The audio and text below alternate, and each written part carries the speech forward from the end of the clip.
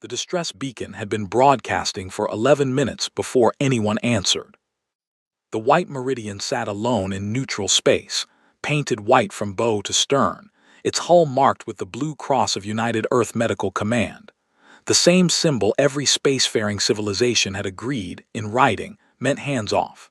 The ship carried no rail guns, no missile tubes, no point defense arrays. It carried surgical bays, blood reserves, and 312 patients who could not walk on their own. Dr. Petra Solis was in the middle of a spinal reconstruction when the proximity alert sounded. She did not stop working. Alerts in neutral space were usually debris. Usually. It was Nurse Aldrich who checked the sensor board and went quiet in a way that made Petra's stomach drop. "Talk to me," she said, still holding the surgical frame.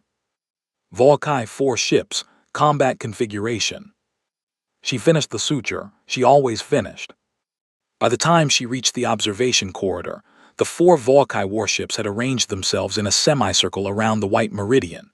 They were sleek vessels, dark green hulls, angular like broken glass.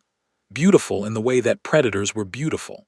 Captain Rail Das was on the comm already, broadcasting on every open frequency identification codes, medical registry numbers, the Neutral Space Treaty Article numbers 1 through 9. His voice was steady. He had done emergency broadcasts before, never like this. The Volkai did not respond on any channel. Fleet Commander Zarath watched the human ship from his command deck and felt nothing particular. He had read the intelligence reports. Humans were a minor species, spread thin, politically fragmented, not worth serious attention. Their territory bordered Dominion space in 3 places, and they had, in recent months, been operating medical vessels near Volkai patrol routes. His superiors called it a nuisance. Zarath called it an opportunity. He did not hate humans. He simply did not think they mattered enough to fear. He gave the order in the same tone. He used to request his morning meal. The first shot took out the White Meridian's communication array. The second and third hit the engine block. The ship went dark and began to drift. Then Zarath's gunners fired 4 more times, and the White Meridian stopped being a ship. Petra was thrown into a wall when the first explosion hit. She grabbed a handhold and held on while the corridor lights died and the emergency strips blinked red. She heard the hull screaming, a sound no one forgets, and then a section of ceiling came down, and she moved without thinking, ducking into a side access hatch that led to the escape pod bay. She pulled 3 people in with her, a medic named Dirk, an orderly whose name she would later learn was Cass, a patient, a young soldier with both legs in polymer casts who had been crawling down the corridor alone. She hit the release and the pod fired. Through the pod's small viewport she watched the White Meridian die. It did not explode all at once. It came apart in pieces, slow and quiet in the vacuum, each section tumbling in a different direction. She could see the surgical bay she had been standing in 40 seconds ago. She could see the ward where her patients were. Past tense now, all of it past tense. Dirk was saying something. She could not hear him. Her hand, moving on its own, found her personal recorder clipped to her coat pocket. She pressed record. She pointed it at the viewport. The Volkai ships did not pursue the escape pod. They were already leaving. Zarath had made his point, whatever point he believed he had made, and he had other routes to patrol. Petra kept the recorder running. She did not speak for a long time. When she finally did, her voice came out very flat, the way voices do when the mind has gone ahead of the feelings. "This is Dr. Petra Solis, Chief Medical Officer, UEMC Hospital Ship White Meridian, registry number 77 Bravo Indigo 4. The date is March 14th. The time is 6:11. The White Meridian has been destroyed by Volkai Dominion warships in neutral space at coordinates I am transmitting now. The ship was unarmed and clearly marked under treaty protocol. We were broadcasting our identification continuously at the time of the attack." She paused. "Captain Rail Das did not make it to the pods. I don't think many people did." She lowered the recorder but did not turn it off. The soldier with the casts was gripping the seat frame very hard. Cass had her head down. Dirk was staring at nothing. Outside, the debris field caught the light of the distant star and glittered. Petra pressed herself against the cold wall of the pod and thought about the 312 patients. She thought about the ones who had been awake, who had known what was coming when the lights went out. She thought about the Volkai wounded that her team had been treating in Bay 4, 2 soldiers who had been injured in a different conflict entirely, given the same care as every human patient, who were dead now alongside the people who had saved their lives. She thought about what Earth would say when it heard this recording. She thought about what Earth would do. The pod drifted through the quiet dark, and Petra Solis said nothing more. She just kept the recorder running, pointed at the wreckage, making sure every frame was captured and every second was saved. Some things needed to be witnessed. The cargo hauler Steadfast Margin found the escape pod by accident. Its pilot, a retired freight runner named Bowl, had been running a routine scan for salvageable materials when the pod's emergency beacon pinged. He almost ignored it. Salvage law was complicated near neutral space debris fields. Then he noticed the UEMC markings and changed course. He pulled 4 survivors aboard. One of them handed him a recording device the moment she stepped through the airlock, before she accepted water, before she sat down. "Get this to Earth Command," she said. "Don't copy it, don't broadcast it. Physical delivery or direct encrypted line only. Do you understand?" Bowl looked at this woman, white coat, blood on her sleeve, completely calm in the way people got when they had already processed the worst thing, and he understood that she was not being dramatic. "I understand," he said. The recording reached Earth in 71 hours. It sat on a desk in the United Earth Intelligence Directorate for 6 minutes, while the analyst who received it watched it 3 times in a row without moving. Then she picked up her secure line and called her supervisor. Her supervisor watched it once. He called the Security Council liaison. The liaison called the Secretary General's office. The Secretary General watched it and did not say anything for a long time. In those 6 hours, 3 things happened that most people never read about in the history files. The first was that Ambassador Gideon Ash, stationed at the Volkai diplomatic annex on Relay Station Ovum, received a recall code, not a letter, not a message, just a 5-character code that every Earth diplomat was trained to recognize as, "Leave immediately, take nothing you cannot carry, do not explain yourself." He was in a meeting with Volkai trade attachés when his wrist unit buzzed. He looked at it. He stood up.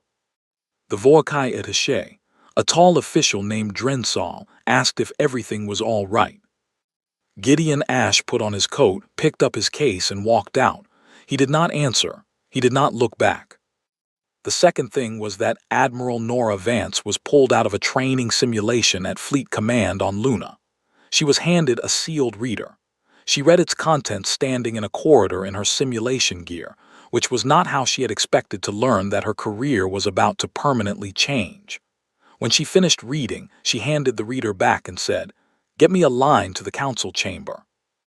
The third thing was that the White Meridian's full passenger manifest was cross-referenced against the survivor list. The survivor list had 4 names on it. The manifest had 316. The Security Council convened at 200 hours. There were no empty seats. Petra Solis testified via secure link from the Steadfast Margin's medical bay, her arm newly bandaged, her voice unchanged from the recording, flat, precise, without performance. She answered every question. She described the attack in clinical detail, the way a doctor describes a wound, not with emotion but with accuracy, because accuracy matters when you are building a record. One council member asked if there was any possibility the Volkai had mistaken the White Meridian for a military vessel. Petra said the ship was broadcasting its registry codes for 11 minutes before the first shot. The identification markers were lit. The hull was white with a blue cross. There were Volkai patients in Bay 4. They would have known exactly what they were firing on. No further questions were asked. The vote was not close. It was not long. The chamber was quiet enough that people later said they could hear the ventilation system running. Unanimous. United Earth declared a state of total war against the Volkai Dominion at 3:47 hours, March 17th. There was no press release prepared in advance. There was no speech. The declaration was transmitted on diplomatic frequencies to every Volkai communication relay within range and to every neutral party monitoring station in the sector.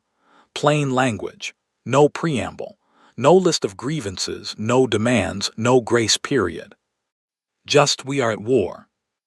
Admiral Vance was given command of the unified fleet response before the sun rose on Luna.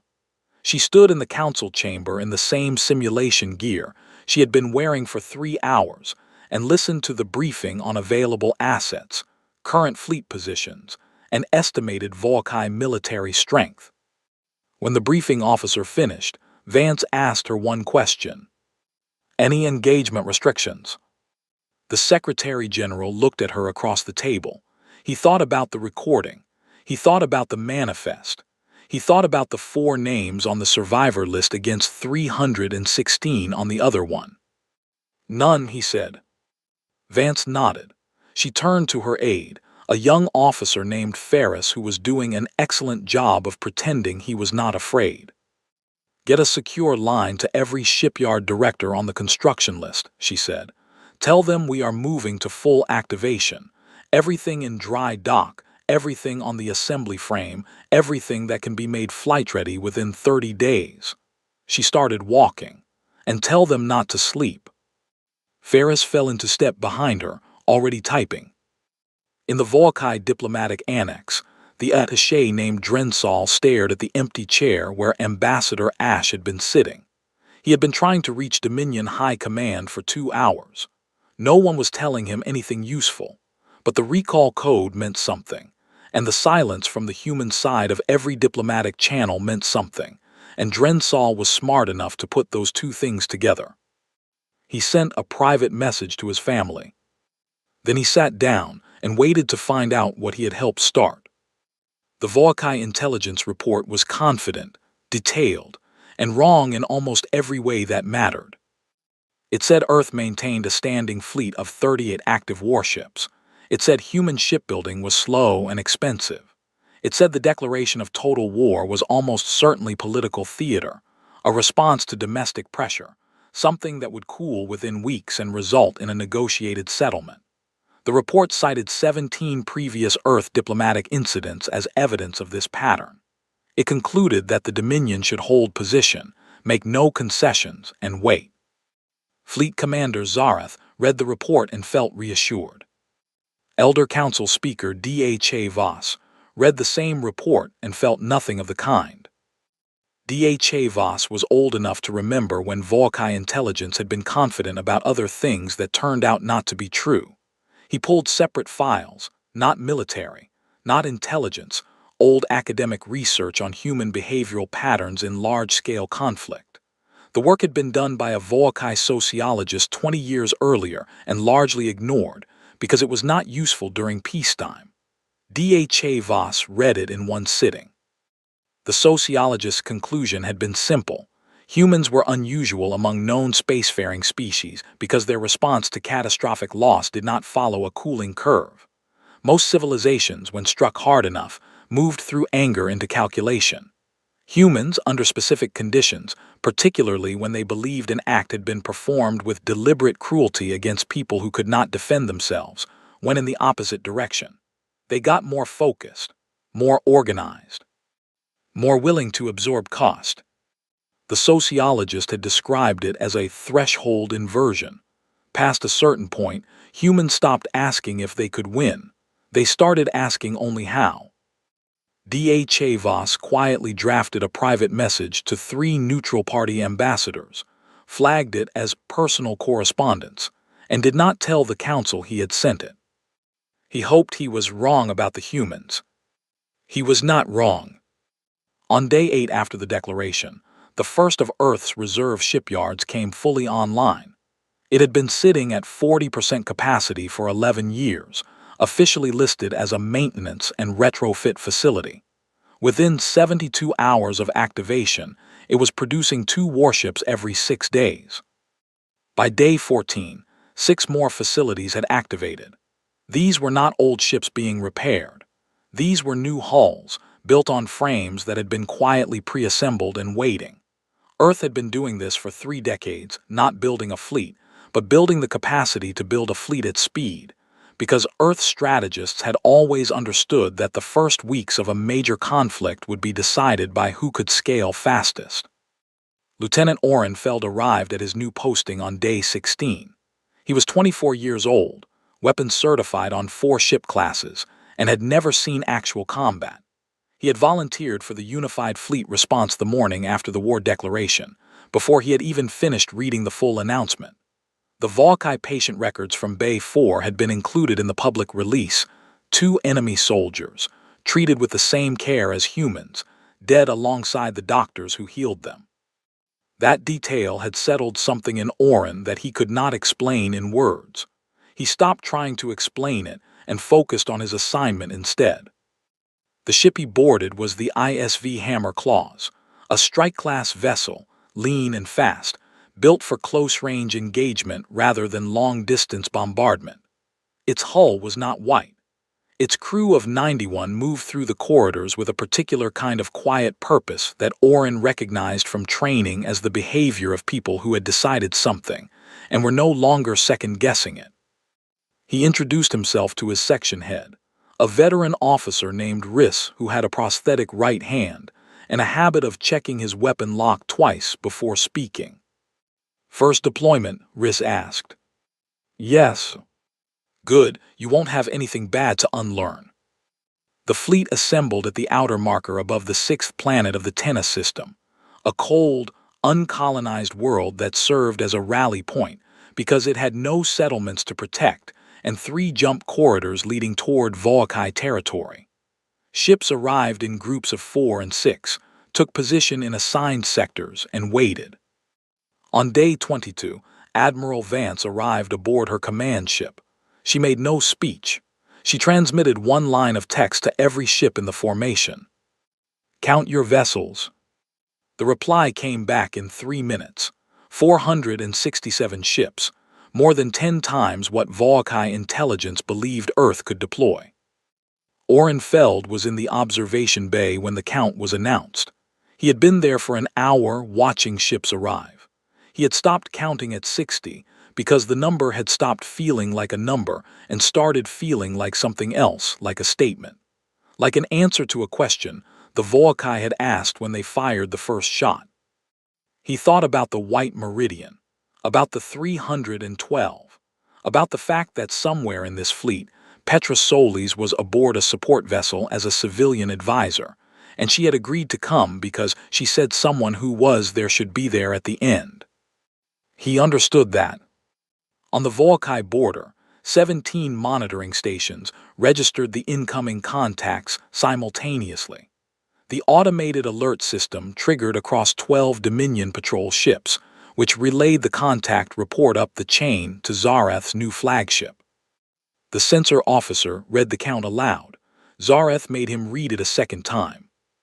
Then a third. The number did not change. 467 human warships, moving in total silence toward the border, at a speed that suggested they had no intention of stopping. Zareth expected them to come for blood first. Every military doctrine he had ever studied said the same thing. When a civilization declares total war, it strikes at population centers, government infrastructure, symbolic targets. The goal is fear. Destabilize the civilian core, shatter confidence, and the military machine loses its foundation. It was how the Volkai fought. It was how every species the Dominion had ever faced had fought. He had positioned his defense fleet accordingly. Deep formations protecting the homeworld and the 3 primary colony systems. Heavy guns pointed outward, waiting. Admiral Vance did not go for the homeworld. She went for the pipes. The attack lasted 9 hours, 16 target groups. Each one carefully selected over the preceding 3 weeks by Earth's Tactical Planning Division. People who had spent years studying Volkai logistics, and found the shape of something that looked, from the outside, like a functioning military empire, but was actually a system held together by a surprisingly small number of physical connections. 12 resupply depots, 4 active shipyards, not the ones protecting the homeworld, but the secondary yards that produced replacement parts, ammunition, and fuel cells for forward-deployed fleets. Every communication relay within 4 light towers of the border. Every automated resupply drone platform. All 16 target groups were struck within the same 40-minute window. When it was over, the Volkai Dominion's forward military logistics network had effectively ceased to function. Ships at the border could still fight. They could not resupply. They could not get replacement parts. They could not communicate reliably with Homeworld Command. They had what was in their holds and nothing more. The hammer claws hit the relay station at Volkai Grid Point 7, which was the communications hub for the Dominion's entire northeastern patrol sector. 43 ships that would now be operating on stored orders and short-range radio for the foreseeable future. Ohrenfeld fired the shot that killed the station's transmitter array. A precise burst, 2 seconds, targeted to disable rather than destroy because Vance's orders had specified, disable, not demolish. They needed the stations intact for future use. They were not destroying Volkai infrastructure. They were taking it. He had trained for shots like this on simulation for 2 years. His hands did not shake. That surprised him slightly. What surprised him more was the silence after. No return fire. The station had no weapons. It was a communications platform, not a warship, and the 3 Volkai patrol ships assigned to protect it had already received emergency orders to fall back toward the homeworld. The station was simply abandoned. Riss walked past his station afterward and put a hand briefly on his shoulder. No words. Oren nodded. Across the entire strike operation, Earth lost 1 ship, the ISV Torden, a mid-weight vessel that moved into the wrong angle during a debris scatter and took hull damage that proved unrecoverable. 22 crew. Vance noted it in her log and gave the order to continue. Zareth understood what had happened by hour 3. By hour 9, when the full damage report was assembled, he sat with it for a long time and said nothing. His second-in-command, a career officer named Breath, laid out the situation plainly. The fleet could still fight, but fighting without resupply meant every engagement was drawing down a pool that could not be refilled. The humans had not tried to kill Volkai soldiers. They had tried to strand them. "They want us to run out," Breath said. Zareth looked at the star map. "Then we don't give them time. We attack now while we still have full loads." Breath said nothing. The silence said enough. Zareth committed 220 Dominion warships to a counterattack, targeting a region of open space between the border and the Tenna rally point. A corridor that human ships would have to pass through to resupply their own forward elements. He reasoned that if he could control that corridor, he could cut their supply lines the same way they had cut his. It was, strategically, the correct move. Vance had predicted it exactly. She had left the corridor open deliberately. The Dominion fleet moved in. The corridor's flanking positions, which had appeared empty on Volkai sensors, were not empty. Earth had parked 60 ships there 3 days earlier, engines cold, no active emissions, their hulls coated in a new material that ate radar returns like cloth soaking up water. The Dominion fleet walked into a 3-sided engagement at close range. The battle lasted less than 4 hours. Dominion ships fought hard. Zareth had capable officers and experienced gunners, but they had been maneuvering toward an objective, while the human ships had already been positioned for an encirclement. There is a difference between a force that is moving and a force that is waiting, and the difference showed. When it was over, 71 Volkai ships had been destroyed and 30 more had been disabled. Zareth's flagship had lost its port drive and was venting atmosphere from 2 decks. Breath was dead. On the support vessel Recavis, Dr. Petra Solis watched the engagement data feed with Ferris, who had been assigned to her as a liaison.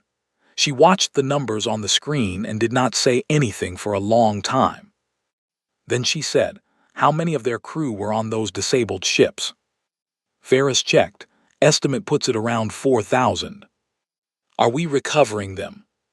Ferris looked at her. "That's not standard in active combat." "It should be," Petra said.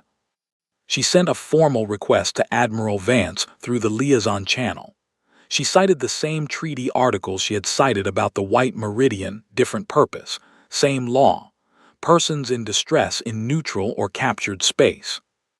Vance received the message. She read it twice. Then she authorized 3 recovery ships to collect HFY survivors from the disabled vessels. It was not mercy. It was something more complicated than that. It was a reminder from a doctor who had lost 312 patients that the point of this was not to become the thing that had fired on the White Meridian. Zareth received a transmission shortly after, not from Vance, from one of his own officers being held aboard a human recovery ship, alive, unharmed, receiving treatment for injuries. Zareth stared at the message for a long time. Then he opened a line to the Elder Council. HFY Voss had been Elder Council Speaker for 19 years, and he had never once addressed the public without the Council's approval. He did it now anyway. He could feel the war collapsing inward the way old structures collapse, not all at once, but in the particular sequence where each failing part takes 2 more with it. The logistics network was gone. The forward fleet had lost 1/3 of its strength in a single engagement. And now the news about the HFY survivors, 4,000 soldiers pulled from disabled ships, alive, treated, had reached the civilian population through channels HFY Voss's office had not been able to stop. It was supposed to be damaging, proof that humans were playing with them, collecting prisoners to use later. That was how the Dominion's internal media had initially framed it. It had not landed that way. The families of those 4,000 soldiers had received confirmation that their people were alive. The reaction was not gratitude toward the Dominion war effort. It was questions. Why did the enemy bother? Why did the enemy treat them? What were they actually fighting for? HFY Voss did not have good answers to those questions. What he had was the truth, and in his experience, the truth was the only thing that could sometimes slow a disaster. He released his statement on the public address network, bypassing the military communications blackout entirely. He said 3 things. First, that the destruction of the White Meridian had not been council policy. It had been the decision of one commander, acting on personal judgment, without authorization. Second, that Zareth had been removed from command effective immediately, pending full council review. Third, that HFY Voss was personally requesting a communication channel with Earth authorities to discuss terms. The council was furious. Zareth was quietly placed under guard in his own quarters before he could respond publicly. The statement reached Admiral Vance on day 31. She read it on the bridge of her command ship, standing, which was how she read most things. She handed the reader back to Ferris. "Does he think this stops the operation?" she said. It was not really a question. Ferris said carefully, "He may be hopping." Vance looked at the star map. Forward elements are 12 hours from the HFY secondary colony at Tereth Point. That colony has a military staging base and a population of about 800,000 civilians. She paused. "We are not hitting the civilian population. We are hitting the staging base.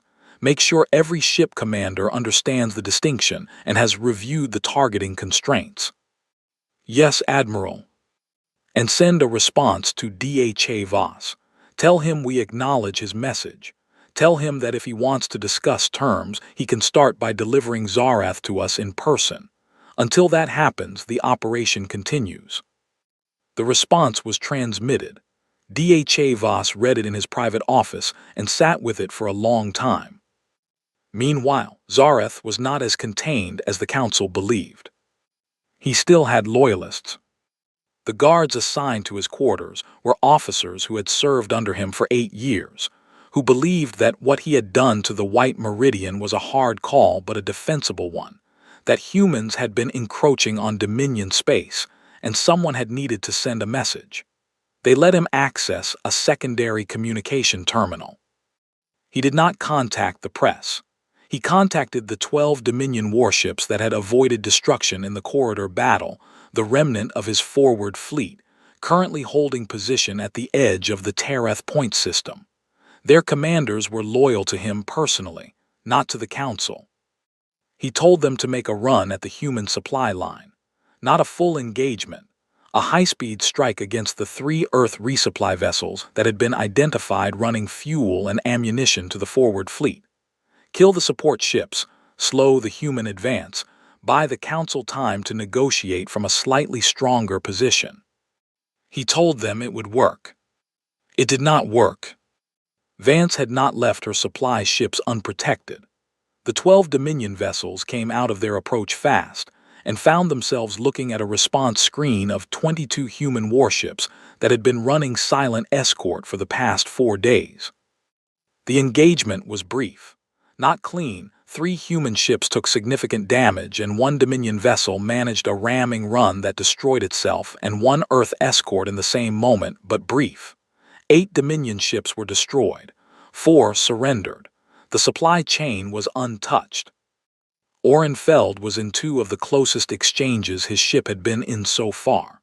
1 shot came near enough to the hammer claws that the impact shockwave cracked 2 corridor panels and sent him into a wall hard enough to bruise 3 ribs. He filed a brief injury report, got taped up by the medic, and was back at his station inside 20 minutes. Riss found him there afterward and said nothing, which Oren had learned was how Riss expressed that he had been worried. "I'm fine," Oren said. "I know," Riss said. "You're going to keep saying that until you're not, and then you'll say it twice as loud." That was as close to a caring conversation as Riss ever got, and Oren appreciated it. The news of the failed strike reached the Elder Council before it reached Zarath. When he finally heard it from a guard who had decided the loyalty had limits, he sat down on the edge of his bunk and did not move for a long time. He had been so certain that humans would stop, that they would reach a point where the cost calculation shifted, where the sensible choice was a ceasefire. That was what civilizations did. They fought to a useful stopping point and then they negotiated. He had never really considered that humans might not be looking for a stopping point, that they had crossed a threshold he had not recognized, and on the other side of that threshold, the math worked differently. The Council stripped his rank at 1400 hours on day 32. At 1600 hours, Zarath transmitted a ceasefire offer to Admiral Vance's flagship, from a personal terminal in his own name, without Council authorization. She did not respond for 11 hours. When his unit pinged with an incoming message, he opened it immediately. It said, "Surrender is not a ceasefire. Send Zarath to us. Then we talk." He stared at it for a very long time. There was a knock at his door. The Council guards had changed shift. These ones had different faces and different instructions. They were there to take him somewhere. Zarath arrived aboard the Earth carrier, Resolute Margin, in a transport with no weapons and a single Council guard, which was the Dominion's way of saying, "Here, take him. We are done with this." He was placed in a holding room that was clean, well-lit, and had a window with a view of open space. No cell, no chains. He had expected something darker. He was not sure if the lack of theater was better or worse. The war formally ended on day 61. Not with a battle, with paperwork transmitted across a closed diplomatic channel while both sides' fleets held position and did nothing. The Voakai Elder Council, led by Dha Voss, transmitted an instrument of total surrender with all 17 Council signatures attached. Earth's Secretary General signed the acceptance in the same room where the war vote had been taken 61 days earlier, at a table with 1 extra chair that had been left empty and was labeled with a small placard bearing the name, White Meridian. Nobody asked whose idea that was. Nobody needed to. Ambassador Gideon Ash led the peace negotiation. He had not spoken to a Volkai official since the morning he walked out of the diplomatic annex. He arrived at the neutral station where talks were held in a plain gray suit, sat across from DHA Voss, and opened his case.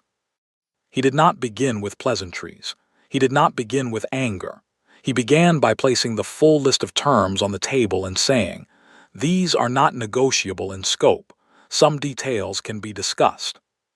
The terms were not designed to break the Volkai dominion. They were designed to prevent it from doing this again. Military restructuring, independent oversight of armed forces, mandatory participation in the Neutral Space Protection Treaty that the Dominion had technically signed 7 years earlier and largely ignored. A formal reparations schedule, not a punishing one, but a real one, payable over 12 years, directed specifically to the families of the White Meridian dead, and to a permanent fund for neutral space medical vessels. There was one additional term that was not about money or military structure. Before the signing, DHA Voss was required to read aloud on the record, transmitted live on open frequencies, every name on the White Meridian's final manifest, all 312 of them. Captain Rail Das first. DHA Voss had read the list in private to prepare. It had taken him 22 minutes. Doing it in public with the feed running took 31 minutes because his voice failed him twice and he had to stop. He did not ask to skip any names. When he finished, the chamber was quiet for a full minute before anyone spoke. Petra Solis was present as an Earth civilian witness. She sat in the back row. She had not slept well in 61 days. She had not been able to, but she sat straight and she watched DHA Voss read every name and she did not look away. Afterward, a Volkai junior diplomat, young, newly assigned, a background figure who had spent most of the summit carrying files and standing near walls, wrote a single line in his personal log that would not become public for 30 years, when historians began compiling the first serious accounts of what was later called the 61-Day War. He wrote, "I always thought the stories about humans were exaggerated. I was wrong. What frightens me most is not that they fought so hard, it is that they stopped." He meant it as a warning about what humans were capable of. Later readers decided it was a compliment. Both interpretations were probably right. Zarath stood trial at the Earth Volkai Joint Tribunal, a new body created specifically by the peace terms. The evidence was simple and complete. Petra's recording, the ship's automated logs recovered from the debris field, and the testimony of the 3 other survivors. The trial lasted 6 days. The verdict was unanimous. He received a sentence of permanent removal from military service and 40 years of supervised detention in a Volkai civilian correctional facility. Not on Earth, not in an Earth prison, but under Earth monitoring and with right of inspection. DHA Voss had suggested this arrangement. He said it was important that the Dominion itself hold its own officer accountable in a Dominion institution. Earth had agreed, cautiously. Whether that worked the way it was supposed to was a question for the next 40 years. Ohrenfeld walked off the Hammer Claws on day 63, 2 days after the signing, when the fleet began its return to Earth staging positions. He had 3 cracked ribs, a partial hearing loss in his left ear from the close-range engagement in the supply corridor, and a collection of small scars that a medic had described as character. He found a quiet spot on the loading platform and called his family. His mother answered on the second ring. He asked about home. She talked for a long time, small things, normal things, the kind of things that happen when someone has been away for 2 months and life has kept going without them. He listened to all of it. When she finally asked how he was, he said he was fine, which was partially true and partially not, and would take some time to sort out completely. He stayed on the platform after the call ended. He sat on the edge of a cargo ramp and watched the sky, which from his position was full of stars and the distant shapes of ships moving to assigned orbits. Ships that had, 61 days ago, looked at 467 of their own kind assembled in silence and understood what that meant. He thought about the names HFY had read. He had watched the feed from his bunk the night before departure, all 31 minutes of it. He thought about Petrosoli sitting in the back of that chamber, and what it cost a person to hold themselves together that long for a reason that mattered. He thought about the 4 Voakai crew members recovered after the supply corridor battle, alive, treated, now on their way home under the prisoner exchange clause of the peace terms. He had not expected to care about that. He had found, unexpectedly, that he did. The stars did not offer any conclusions. They were just stars. He sat there until the platform crew needed the ramp. Then he stood up, picked up his bag, and went to find his next assignment. The war was over. That was the thing about wars eventually. They ended. What came after was the harder part, and it took longer, and nobody gave you a manifest for it. Just a direction to walk in, and the reasonable hope that it led somewhere worth going.